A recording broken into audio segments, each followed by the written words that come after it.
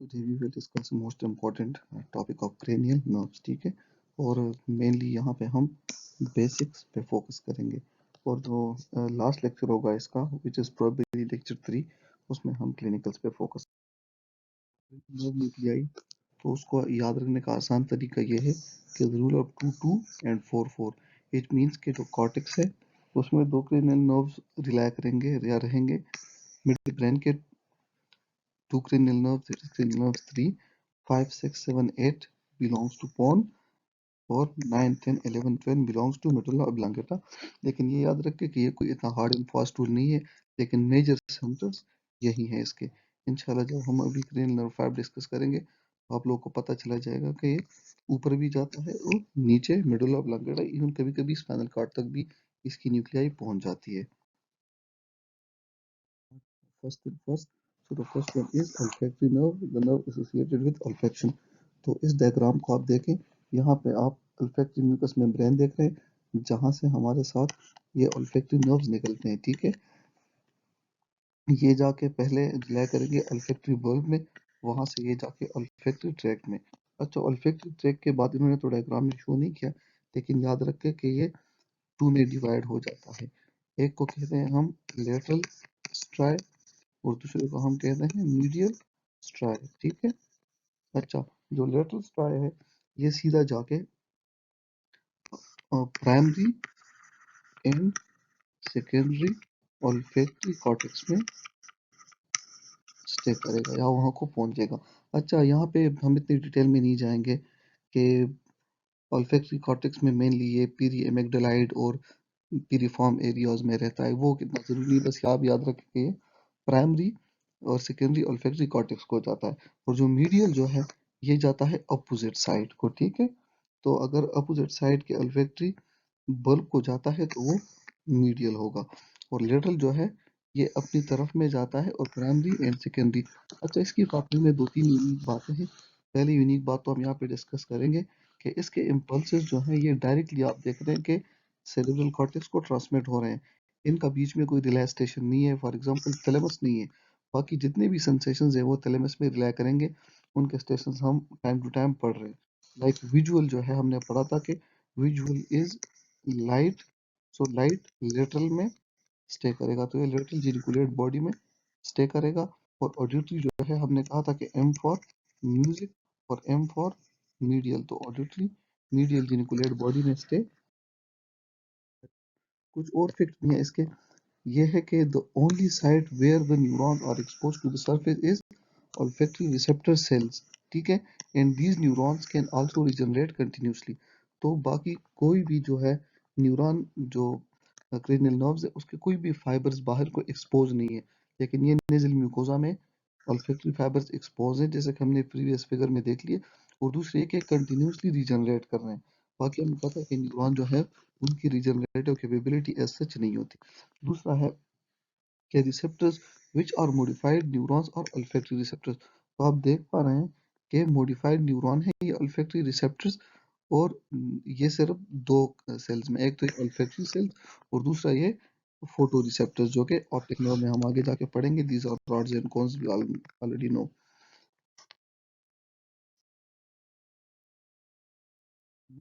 Cranial nerve 3, तो cranial nerve 3 के बारे में मैं आपको सिंपल से बता दूं कि इसके दो मेन न्यूक्लियाई हैं। एक है इसका मेजर मोटर और प्रिंसिपल मोटर न्यूक्लियस, और दूसरा इसका है एडिंगर वेस्टफॉल न्यूक्लियस। ये वाला पैरासिम्पथेटिक है और ये वाला मोटर है। अच्छा, मोटर को हम इतनी डिटेल में नहीं जाएंगे। पैरासिम्पथेटिक के बारे में आपको मैं ये बात रिकॉल कर रहा हूँ कि इसमें हमारे साथ दो न्यूरॉन होते थे, एक प्री गैंग्लियनिक जो कि लॉन्ग होता था और एक गैंग्लियन में खत्म होता था, कि एसिटाइल कोलिन रिलीज करता था और निकोटीन इसका रिसेप्टर होता था। तो दूसरा छोटा सा न्यूरॉन होता था जो पोस्ट गैंग्लियनिक होता था, और जिस ऑर्गन को इसने सप्लाई करना था वहां पे ये पहुंच जाता था, और ये होता था शॉर्ट।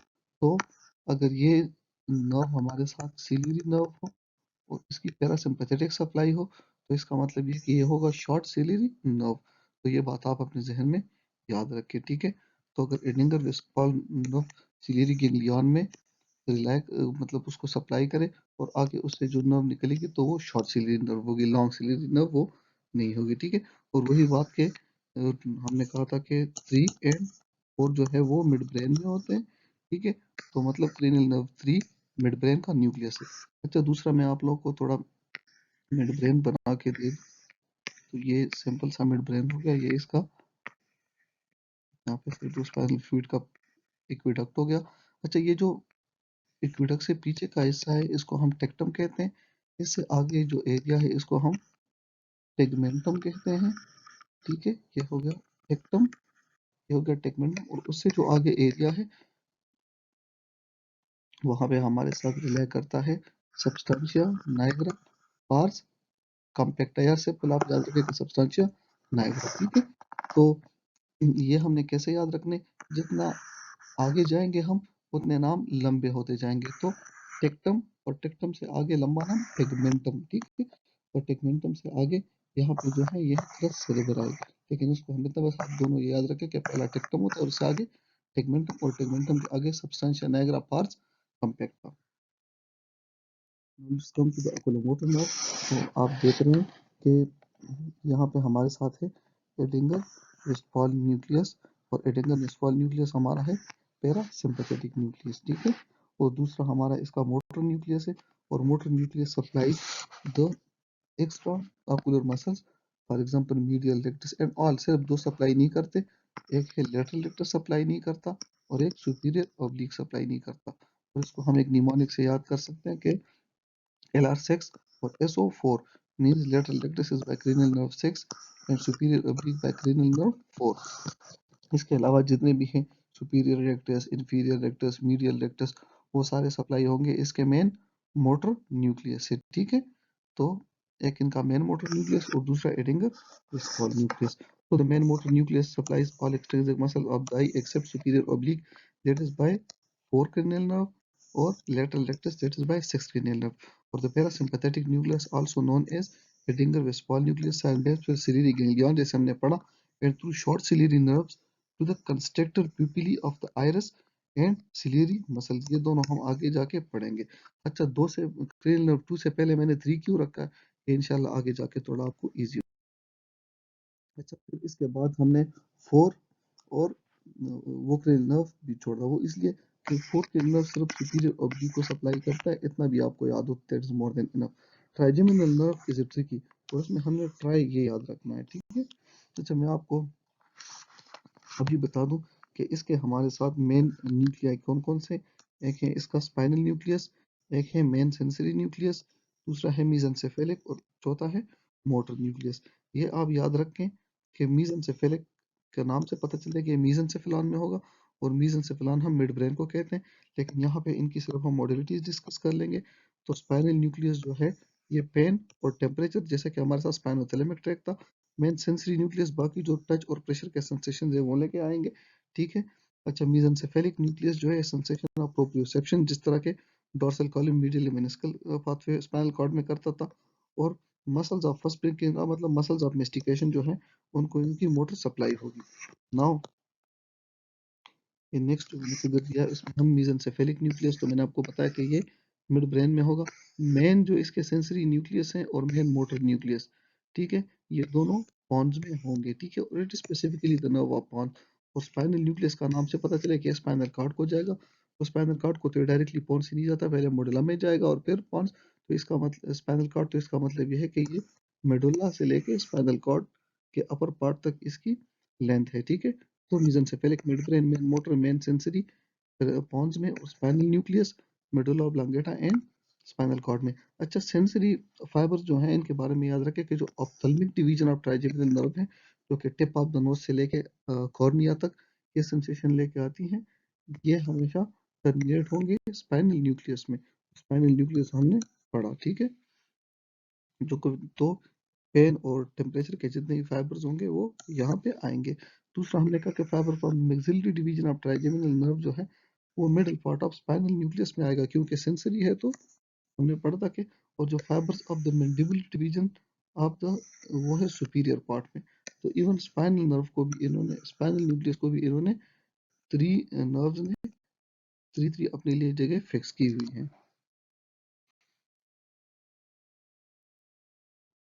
तब डिवीजन में हमारे साथ फेवर सेंसरी है, मैक्सिलरी भी फेवर सेंसरी है, लेकिन ये मैंडिबुलर जो है ये नेक्स्ट है, इसका सेंसरी कंपोनेंट भी है और मोटर कंपोनेंट भी है। और जब हम रिफ्लेक्सेस पढ़ेंगे तो जॉर्ज रिफ्लेक्स में हम mandibular division of trigeminal nerve detail से पढ़ेंगे। अच्छा, ये याद रखें कि ट्राइजेमिनल नर्व जो है also innervate the dura mater of the interior and middle cranial fossa.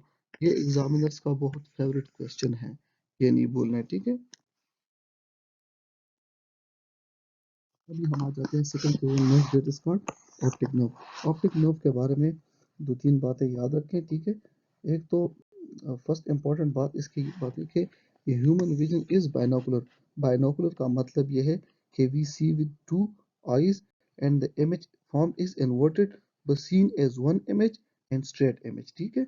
अच्छा, दूसरा यह है कि human vision is stereoscopic. Stereoscopic का मतलब यह है कि जो इमेज है हम उसका हाइट, वेट और थिकनेस आसानी से देख सकते हैं, ठीक है।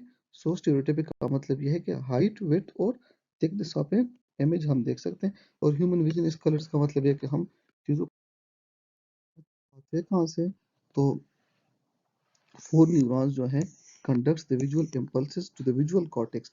विजुअल कॉर्टेक्स हमने पढ़ा था कि ऑक्सीपिटल लोब में है, ठीक है। तो रॉड्स एंड कोन्स जो कि हमारे स्पेशलाइज्ड रिसेप्टर्स हैं। फिर bipolar neurons which connect the rods and the cones to the ganglion cell, और ganglion cells whose axon pass to the lateral geniculate body. और लेटरल जेनिकुलेट बॉडी हमने पहले से पढ़ा है कि ये थैलेमस में है और इट इज फॉर आईज या विजुअल पाथवे, ठीक है ना। और फिर neuron of the little geniculate body वो सेरेब्रल कॉर्टेक्स और स्पेसिफिकली ऑक्सीपिटल लोब में जाएंगे। तो hope you remember this pathway के पहले फाइबर्स लिटिल जेनिकुलेट और लिटिल जेनिकुलेट से फिर ऑक्सीपिटल लोब। इस एरिया को ज्यादा डिटेल में हम लीजन्स में पढ़ेंगे, ठीक है। अच्छा, बहुत ये याद रखें कि optic nerve is not a true nerve whether it is a tract। हमने पढ़ा था कि अगर axons inside the central nervous system जमा हो जाए तो उसको हम ट्रैक कहते हैं, जैसे कि स्पाइनोथैलेमिक ट्रैक और जो कार्टी को स्पाइनल ट्रैक, ठीक है। ये ट्रैक हो गया हमारे साथ। अच्छा, ये that is why it is surrounded by oligodendrocyte, क्योंकि सेंट्रल नर्वस सिस्टम में जो भी है वो ओलिगोडेंड्रोसाइट उसको माइलिनेट करती है। पेरिफेरल में श्वान सेल्स, तो जितने भी पेरिफेरल के नर्व्स हैं उसको Schwann cells. It is also covered by three layers of meninges, हमें पता है। ऑप्टिक डिस्क जो है point of exit optic nerve है और यहाँ पे कोई सेंसरी रिसेप्टर्स नहीं होते, that is why it is called blind spot, ठीक है। और इसका सेंट्रल पार्ट जो है उसमें से सेंट्रल रेटिनल आर्टरी जाती है। It's very important for exam. How to how it is important to memorize that there is lateral geniculate body and superior colliculus, ठीक है। तो lateral geniculate body का तो मैं आपको बताया था कि ये थैलेमस में होता है और lateral L for light and L for lateral मतलब it's associated vision। अच्छा, superior colliculus vision के साथ associated होता है और हमें पता है कि मिड ब्रेन यहाँ पे दो colliculi होते हैं, एक superior होता है और एक inferior होता है। तो याद रखें कि आईज जो है वो ऊपर होती है और एयर नीचे, इंफीरियर ऑडिटरी पाथवे के साथ और सुपीरियर कैलिकुलाई विजुअल पाथवे के साथ एसोसिएट। अच्छा, इंपॉर्टेंट चीजें अभी आ जाती है जिसको हम कहते हैं विजुअल रिफ्लेक्सेस, ठीक है। तो विजुअल रिफ्लेक्सेस में हमारे साथ क्या होता है कि एक है डायरेक्ट एंड कंसेंचुअल। डायरेक्ट का मतलब ये कि अगर आप if you shone the light to eye the pupils of the both eye नाम कंस्ट्रक्ट, तो जो जिस आई पे लाइट पड़ी होती है अगर उसकी प्यूपल कंस्ट्रक्ट कर जाए तो उसको हम कहते हैं डायरेक्ट, और दूसरी आई के कंस्ट्रक्शन को हम कहते हैं consensual light reflex. Now let's study इस पाथवे। तो पाथवे में क्या है कि जो कॉर्टेक्स को फाइबर जा रहे होते हैं, ठीक है, जो कि पहले हमने पढ़े। तो जो फाइबर को कॉर्टेक्स को जा रहे थे उसमें से कुछ फाइबर्स मिड ब्रेन की तरफ टर्न कर जाते हैं, ठीक है ना। So small number of fibres leave the optic tract and synapse on the nerves in the pretectal nucleus. जो प्रीटेक्टल मैंने आपको समझाया था पिछले, तो वो यही एरिया है कि इसमें न्यूक्लियाई होते हैं जिसको हम प्रीटेक्टल न्यूक्लियाई कहते हैं, और ये उस न्यूक्लियाई पे साइनॉप्स कर जाते हैं और इस न्यूक्लियाई से फिर फाइबर जाएंगे एडेंगर वेस्टफॉल न्यूक्लियस को। अच्छा, मैंने आपको एक लेक्चर में बताया था कि अगर ऊपर से जब भी क्रेनियल नर्व्स के न्यूक्लियाई को फाइबर आएंगे तो ये दोनों न्यूक्लियाई को जाएंगे। तो इसी तरह इसके फाइबर्स भी दोनों साइड के एडिंगर वेस्फॉल न्यूक्लियाई को जाएंगे, और एडिंगर वेस्फॉल न्यूक्लियाई आके जाके सिलेरी गैंग्लियन, और सिलेरी गैंग्लियन से जो शॉर्ट सिलेरी नर्व है वो कंस्ट्रक्टेड प्यूपिली और सिलेरी मसल्स को जाएंगे और वहां उनको कंट्रैक्ट करेंगे, ठीक है। और सिमिलरली जो दूसरा साइड का भी इन्होंने एक्टिवेट किया, तो अदर आई जिसपे लाइट शोन नहीं हुई उसमें भी ये ciliary ganglion, short ciliary nerve और कंस्ट्रक्टर प्यूपिली, तो वहां पे भी प्यूपल कंस्ट्रक्ट हो जाएंगे और मायोसिस हो जाएगी। So this is the direct and consensual accommodation reflexes, same to same pathway, लेकिन इसमें मिड ब्रेन में डायरेक्ट नहीं जाएगी। पहले सेरेब्रल कॉर्टेक्स में लाइट जाएगी, ठीक है, और सेरेब्रल कॉर्टेक्स से लाइट दो न्यूक्लियाई को आएगी। तो हमने कहा था कि क्रेनियल नर्व 3 के दो न्यूक्लियाई हैं, एक है मोटर न्यूक्लियस और एक है पैरासिम्पथेटिक, जिसको हम एडिंगर वेस्टफॉल न्यूक्लियस कहते हैं। यहाँ पे डिस्कशन थोड़ा स्टॉप कर लेते हैं और आ जाते हैं एकोमोडेशन रिफ्लेक्स को। अच्छा, एकोमोडेशन रिफ्लेक्स में ये याद रखें कि जब आप दूर देख रहे होते हो और अचानक आप नियर ऑब्जेक्ट्स की तरफ अपना फोकस डायरेक्ट कर लेते हो, तो तीन काम होते हैं। नंबर एक, there is construction of medial recti. तो लेट्स सपोज आपके आईज ये है, ठीक है, और ये मीडियल रेक्टस मसल है, तो ये कंट्रैक्ट होकर आपके आईज को इस तरफ कर लेंगे, ठीक है। और अगर आपके प्यूपिल डायलेटेड हैं तो कंस्ट्रक्टेड प्यूपिल इनको कंस्ट्रक्ट कर देंगे। तो ये जो कंस्ट्रक्शन वाला काम है ये है पैरासिम्पथेटिक न्यूक्लियस वाला काम, और जो मीडियल रेक्टस वाला काम है तो ये है मोटर न्यूक्लियस वाला काम, ठीक है। और लेंस के थिकनिंग का जो है काम है थ्रू सिलियरी मसल्स, वो भी एडिंगर वेस्फॉल न्यूक्लियस का। तो इसका मतलब ये है कि जो कॉर्टेक्स है हमारे साथ वो फाइबर्स ऐसे भेजेगा कि वो fibres at the same time both sides के मीडियल रेक्टस को भी सप्लाई करने वाले फाइबर्स एक्टिवेट करें, that will be through motor nucleus, और बोथ आईज के सिलेरी फाइबर्स को एक्टिवेट करें through Edinger Westphal nucleus. So the main pathway communication reflex is के कॉर्टेक्स से फाइबर जाएंगे मोटर न्यूक्लियस को भी, एडिंगर वेस्फॉल न्यूक्लियस को भी। मोटर न्यूक्लियस ये मीडियल रेक्टाई एक्टिवेट करेगा और एडिंगल वेस्फॉल न्यूक्लियस प्यूपिली कंस्ट्रक्शन पास करेगा। अच्छा, रिफ्लेक्स हमने कहा था कि सेंसरी सप्लाई जो फेस को है वो है फिफ्थ क्रेनियल नर्व से, और सेवन क्रेनियल नर्व के बारे में थोड़ा सा पढ़ लेते हैं। तो ये हो गई आई, ठीक है ना, और ये आई को बंद कौन करता है, तो ये क्रेनियल नर्व 7 हो गया। It is in the form of hook, को ये हुक यहाँ पे लगा दो, ठीक है, तो इसको नीचे कर लेगा और फिर आई ऐसे बंद हो जाएगी। तो इसका मतलब ये कि आई बंद करना is the job of cranial nerve 7, that is called facial nerve. तो पाथवे क्या है कि जब सपोज कार्निया को कोई चीज टच कर देती है, तो through ophthalmic division of trigeminal nerve spinal nucleus में वो सॉरी सेंसरी न्यूक्लियस और ट्राइजेमिनल में फाइबर चले जाते हैं। फिर सेंसरी न्यूक्लियस जो है वो फेशियल नर्व के साथ कम्युनिकेट कर देता है। फेशियल नर्व के मोटर फाइबर ऑर्बिकुलरिस अकुलाई को सप्लाई करते हैं, और वो ऑर्बिकुलरिस अकुलाई बंद हो जाती है। तो upon touching the cornea by anything, we have a blink reflex. तो क्या है कि fifth nerve take impulses from the cornea to the brainstem, and from there seventh cranial nerve will cause constriction of the orbiculus occur to close the eyelid. With this, we come to the conclusion of this lengthy topic. Thank you so much.